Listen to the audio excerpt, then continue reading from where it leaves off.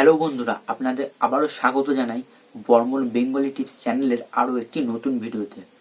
তো আমার যেসব বন্ধুরা ভাবছেন তারা তাদের ফেসবুক অ্যাকাউন্টটিকে একটি প্রফেশনাল ফেসবুক অ্যাকাউন্ট বানিয়ে সেখান থেকে টাকা ইনকাম করবেন, অথচ তারা ভেবে পাচ্ছেন না সেটি কিভাবে করবেন, তো আজকের ভিডিওটি তারা স্কিপ না করে সম্পূর্ণ দেখতে থাকুন। কারণ আজকের ভিডিওতে আমি আপনাদের দেখিয়ে দেব আপনারা আপনাদের নর্মাল ফেসবুক অ্যাকাউন্টটিকে কিভাবে একটি প্রফেশনাল ফেসবুক অ্যাকাউন্ট বানাবেন।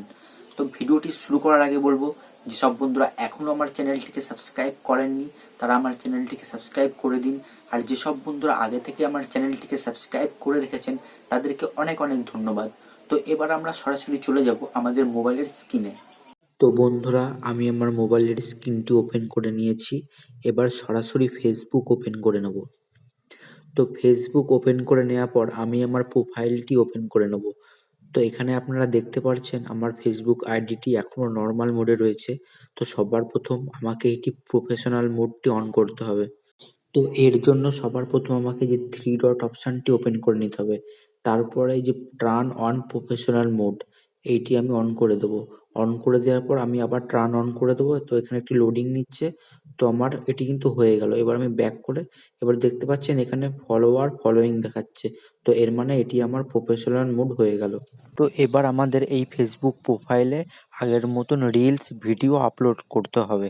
তো এবার এখানে আমাদের শুধু ভিডিও আপলোড করলেই হবে না, আমাদের মাথায় রাখতে হবে এর জন্য যে ফেসবুক মনিটাইজেশন রুল রয়েছে সেটি আমাদের কমপ্লিট করতে হবে। তো এর জন্য আমি সি ড্যাশবোর্ড অপশানটি ওপেন করে নেব। ওপেন করে নেওয়ার পর একটু স্ক্রল ডাউন করার পর আপনারা এখানে যে মনিটাইজেশন বলে যে লেখাটি দেখতে পাচ্ছেন এটি ওপেন করে নেবেন। এবার একদম নিচে যে ইন স্ট্রিম অ্যাডস বলে যে অপশানটি রয়েছে সেটি ওপেন করে নেবেন। সেটি ওপেন করে নেওয়ার পর একটু স্ক্রল ডাউন করলে আপনারা দেখতে পাবেন এখানে আপনাদের কি মনিটাইজেশনের জন্য কমপ্লিট করতে হবে আপনাদের সামনে দিয়ে দিয়েছে। তো প্রথম আপনাদের যেটি করতে হবে সেটি আপনার ৫,০০০ ফলোয়ার্স লাগবে। দ্বিতীয় নম্বরে আপনার ৬০ দিনের মধ্যে ৬০,০০০ মিনিট ওয়াচ টাইম লাগবে।